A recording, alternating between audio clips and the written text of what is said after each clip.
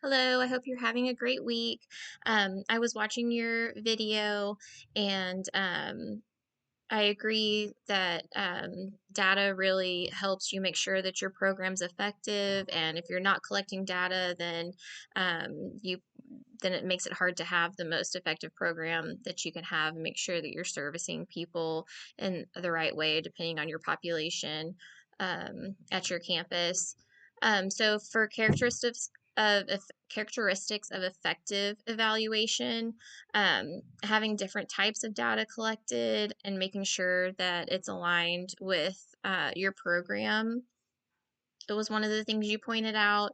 And then also, I like that you mentioned making sure that the evaluators are well versed in the program because if they're not, then they won't be able to effectively evaluate it.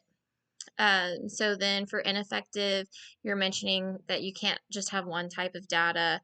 If you do, then you might be missing a lot of points in your program um, that need attention or possibly need to be changed. And then for who would do it, you're saying the counselor could keep a log or a spreadsheet. Um, and then for different types of data, um, what did the like for perception data, what the stakeholders think, and taking surveys, results, making sure the data supports the effectiveness. You could take attendance behavior, referral data, and then if you have an effective program. Or you have effective evaluation, you're making sure that your program's running smoothly and kids are getting serviced.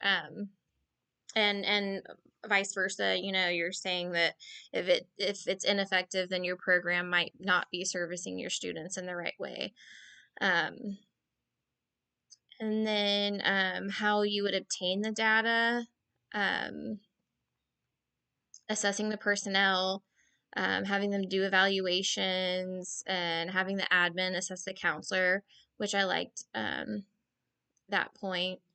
um, and then you also, just like having the evaluators be well versed on the program, the administrator also needs to be well versed on what the counselor role is, or else they may not evaluate the counselor correctly.